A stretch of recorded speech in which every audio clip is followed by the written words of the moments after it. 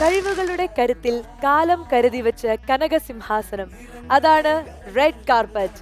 Let's begin the show. This is Red Carpet. അസാധ്യമായതൊന്നുമില്ല എന്ന് തെളിയിച്ച പ്രതിഭകളുടെ സംഗമവേദിയിലേക്ക് ഇന്നത്തെ നമ്മുടെ സെലിബ്രിറ്റി ഗസ്റ്റ് മറ്റാരുമല്ല, മലയാളത്തിന്റെ മഞ്ജീര ധ്വനി മഞ്ജരി. ചന്ദ്രൻ സാർ എപ്പോഴും പറയാറുണ്ട്, മനസ്സിൽ പ്രണയം ഉണ്ടെങ്കിൽ ഒരു പാട്ടുകാരി പാടുമ്പോൾ അതിന്റെ ഭാവം കൃത്യമായിട്ട് വരുള്ളൂ. അങ്ങനെ പറഞ്ഞിട്ടില്ലേ? അപ്പൊ മഞ്ജരി ചേച്ചി പാടുമ്പോ എപ്പോഴും പറഞ്ഞിട്ടുണ്ട്, ഞാൻ പാടിയത് പ്രണയഗാനങ്ങളാണല്ലോ, അപ്പൊ പിന്നെ പ്രണയം കുറച്ചുകൂടി പ്രണയം മഞ്ജരി അങ്ങനെ ആരും പറഞ്ഞിട്ടില്ല. പക്ഷെ ഞാൻ ഒരു പ്രാവശ്യം റെക്കോർഡിങ്ങിന് പോയ സമയത്ത് മകൾക്ക് എന്ന് പറഞ്ഞ ചിത്രത്തിന്റെ റെക്കോർഡിങ്ങിന്റെ സമയം, അപ്പം അന്ന് ഞാൻ കോളേജിൽ ജസ്റ്റ് ജോയിൻ ചെയ്തതേ ഉള്ളൂ. അപ്പം ഇത് പാടാൻ വേണ്ടി ചെന്നപ്പം എനിക്ക് 17 വയസ്സുള്ള പ്രായം. അപ്പോൾ ഇത് പാടാൻ ചെല്ലുമ്പോഴത്തേക്ക് രമേശ് സാറുണ്ട്, ജയരാജ് സാറുണ്ട്, അവർ ലിറിക്സൊക്കെ പറഞ്ഞു. അപ്പോൾ ഓക്കെ, റെഡിയല്ലേ, പാടാൻ റെഡിയല്ലേ. അപ്പോൾ ഞാൻ പോയി മൈക്കിന് മുന്നിൽ പോയി നിന്ന് മുകിലിൻ മകളെ ഇങ്ങനെ ഒരു ഭയങ്കര പവർഫുള്ളായിട്ട് പാടണം രമേശ് സാറ് പറഞ്ഞു തരാണ്. ഫസ്റ്റ് 2 ലൈൻ പറഞ്ഞു തന്നു കഴിഞ്ഞപ്പം അവർ രണ്ടുപേരും ഇന്ന് ഡിസ്കസ് ചെയ്യാൻ തുടങ്ങി. കുറച്ച് കഴിഞ്ഞപ്പം ടോക്ക് ബാക്ക് ഓൺ ചെയ്തിട്ട് പറഞ്ഞു, മോളെ ഇത് ഒരു അമ്മ ഒരു കുട്ടിയോടുള്ള വേദനയാണ്, അത് നിനക്ക് എങ്ങനെയാ അപ്പം മനസ്സിലാവാന്ന് എനിക്കറിയില്ല. കുറേ അവർ ഡെഫിനിഷൻസ് തന്നു. അല്ലെങ്കിൽ ഒരു അശരീരി, ഒരു വോയിസിന്റെ ഒരു ഗാംഭീര്യത കൊണ്ടുവരാൻ വേണ്ടിയിട്ട് പല എക്സാമ്പിൾസും അവർ കൊണ്ടുവന്നു. അപ്പം അങ്ങനെയാണ് ആ ഒരു പാട്ടിന്റെ എന്താ പറയാ, അത് ഡെവലപ്പ് ആവുന്നത്. അപ്പൊ എനിക്ക് മറ്റേ മുകിലിൻ മകളെ ഒരു 2 വരി കേൾക്കാൻ ഒരു ആഗ്രഹം. 2 വരി മതി. മുകിലിൻ മകളെ പൊഴിയും കനവേ, അടുത്തതും കൂടി വേണേ. മുകിലിൻ മകളെ പൊഴിയും കനവേ വിണ്ണിൽ നിന്നും മണ്ണിൽ വീണ ജന്മനൊമ്പരമേ, മുകിലിൻ മകളെ പൊഴിയും കനവേ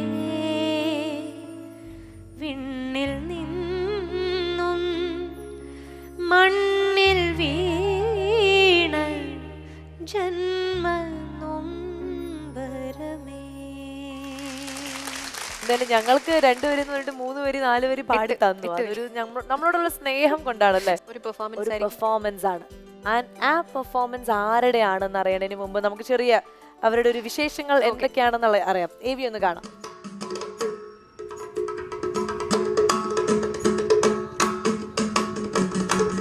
നമസ്കാരം, ഞാൻ ഹൃദ്യ ഹരിദാസ്, ഇരിങ്ങാലക്കുടയിൽ നിന്നാണ്. ഇരിങ്ങാലക്കുട ക്രൈസ്റ്റ് കോളേജിലെ 2nd ഇയർ എക്കണോമിക്സ് വിദ്യാർത്ഥിനിയാണ്. ഞാൻ ചെറുപ്പം മുതലേ നൃത്തം അഭ്യസിച്ചു വരുന്നുണ്ട്. ഞാൻ നങ്ങ്യാർകൂത്ത്, കൂടിയാട്ടം എന്നീ ഇനങ്ങളിൽ കലോത്സവത്തിൽ തുടർച്ചയായി 5 വർഷം A ഗ്രേഡ് ലഭിച്ചിട്ടുണ്ട്. എൻ്റെ അച്ഛൻ കലാനിലയം ഹരിദാസ് കഥകളി, കൂടിയാട്ടം, ചുട്ടി കലാകാരനാണ്. ഇപ്പോൾ വർക്ക് ചെയ്യുന്നത് അമ്മന്നൂർ ഗുരുകുലത്തിലാണ്. എൻ്റെ അമ്മ രമ ഹരിദാസ് ഹൗസ് വൈഫാണ്. ചെറിയ കുട്ടിയായിരിക്കുമ്പോൾ തന്നെ ഡാൻസിൻ്റെ ഫോട്ടോസൊക്കെ കാണുമ്പോൾ അതുപോലെ ചെയ്ത് നോക്കാൻ ശ്രമിക്കാറുണ്ടായിരുന്നു. പിന്നീട് ഡാൻസ് പഠിച്ചു. ഇപ്പോഴാണെങ്കിലും കൂടിയാട്ടം, നങ്ങ്യാർകൂത്ത്, കഥകളി എല്ലാം കാണാനായിട്ട് വളരെ ഇഷ്ടത്തോടു കൂടി ശ്രദ്ധയോടെ ഇരുന്ന് കാണുന്ന ഒരു കുട്ടി കൂടിയാണ് മോള്.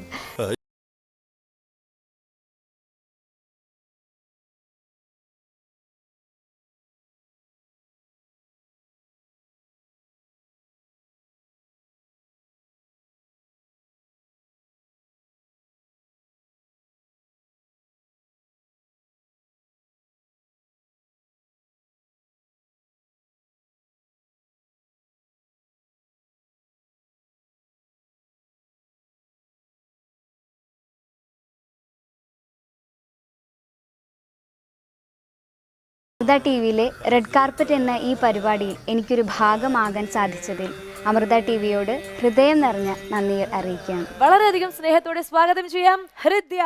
ആദ്യം തന്നെ നമുക്ക് നങ്ങ്യാർകൂത്ത് അതിന്റെ വിശേഷങ്ങളിലേക്ക് കടക്കാം. ഏത് പ്രായത്തിലാണ് പഠിച്ചു തുടങ്ങിയത്? എന്താണ് അതിന്റെ ഒരു കാര്യങ്ങൾ? നങ്ങ്യാർകൂത്തും കൂടിയാട്ടവും ഞാൻ കലോത്സവത്തിന് വേണ്ടിയിട്ട് പഠിക്കുന്നതാണ്. അപ്പോൾ 7th തൊട്ട് പഠിക്കുന്നുണ്ട്.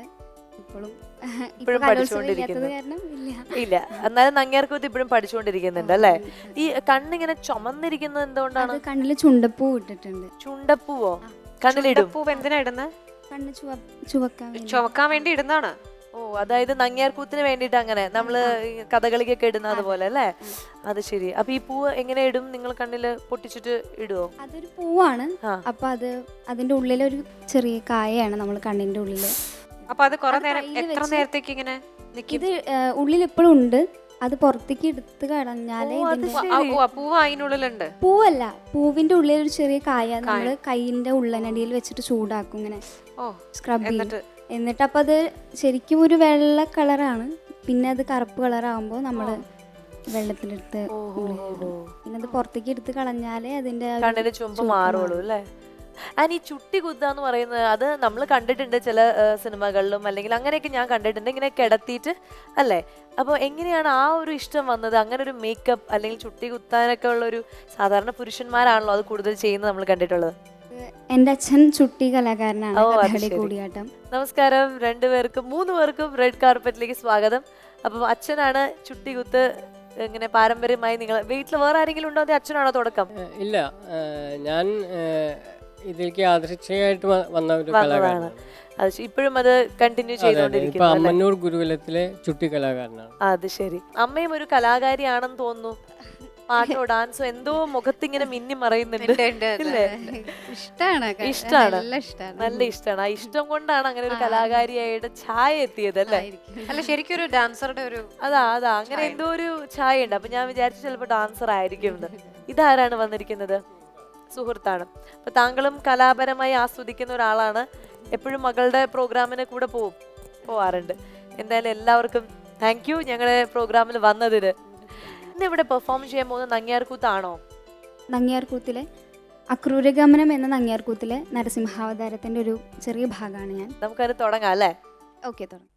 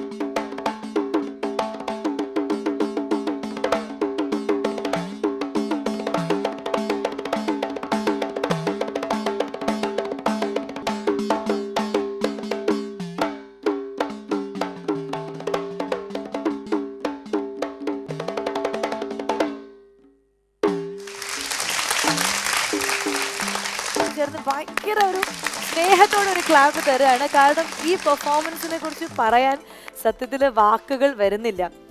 ആദ്യമായിട്ടാണ് കാണുന്നത് ഇങ്ങനെ ഒരു പെർഫോമൻസ് ലൈവായിട്ട്. പക്ഷെ ഓരോ കാര്യങ്ങൾ കാണുമ്പോൾ പേടിയും അതുപോലെ തന്നെ ആ നരസിംഹ രൂപം ശരിക്കും കണ്ണിൽ കണ്ട ഒരു എഫക്റ്റ് ആയിരുന്നു. പ്രണാമം. Lovely performance. എന്താ പറയണെന്ന് എനിക്കറിയാം. ചേച്ചി പറയൂ. അല്ല, ഇവരെ എല്ലാവരെയും ഈ ഫുൾ ടീമിനെ കൺഗ്രാറ്റുലേറ്റ് ചെയ്തേ പറ്റുള്ളൂ. കാരണം ആ ഡാൻസിനൊത്ത് അവരുടെ വായനയും ആ കറക്റ്റ് കട്ട്സിൽ വന്ന ബീറ്റ്സ് ഒക്കെ വരുമ്പോഴത്തേക്ക് കാണാനും കേൾക്കാനും എല്ലാം അതിഗംഭീരം. ടീമിന് വലിയൊരു ഗംഭീര കയ്യടി. പിന്നെ ആ എക്സ്പ്രഷൻസ് ഒക്കെ എങ്ങനെയാണ് ഈ വിറച്ചുകൊണ്ടുള്ള ബോഡിയിൽ പിന്നെ കണ്ണ് ഭയങ്കര അട്രാക്റ്റീവ് ആണ്. ആ കണ്ണ് അതിൽ വരുന്ന എക്സ്പ്രഷൻസ് മുഴുവൻ ഞാൻ ശരിക്കും ഇങ്ങനെ അത്ഭുതത്തോടെ നോക്കി നിൽക്കുന്നു.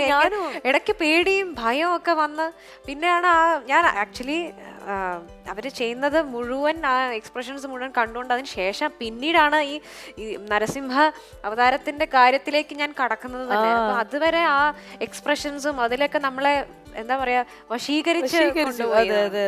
So thank you. ആൻഡ് നിങ്ങളും ഭയങ്കര ഹാപ്പി ആയിരിക്കും എന്ന് തോന്നി. നിങ്ങൾ പിന്നെ സ്ഥിരം കാണുന്നോണ്ട് നിങ്ങൾക്ക് എത്രത്തോളം ആ ഒരു എക്സൈറ്റ്മെന്റ് ഉണ്ടെന്ന് ഞങ്ങൾക്ക് അറിയില്ല. അല്ല, ഇവരുടെ ഒരു കോർഡിനേഷൻ ഉണ്ടല്ലോ.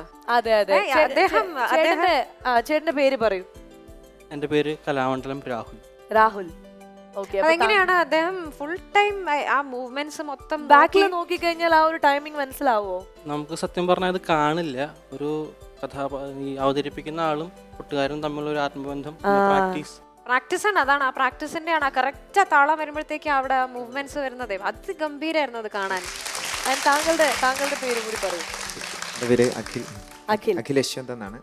ഓക്കെ. അപ്പം അഖിലും കൂടെ എപ്പോഴും ഉണ്ടാവും. നിങ്ങളും അതിഗംഭീരമായിരുന്നു. മൊത്തത്തിൽ നമ്മുടെ ഈ ഒരു ഫ്ലോറ് ധന്യമായി. അതെ, അതാണ് ഏറ്റവും ഉത്തമമായ ഒരു വാക്ക്. നമുക്ക് ആ ചെറിയൊരു സമ്മാനം അങ്ങ് ഈ ഒരു കലാകാരിക്ക് നൽകാം.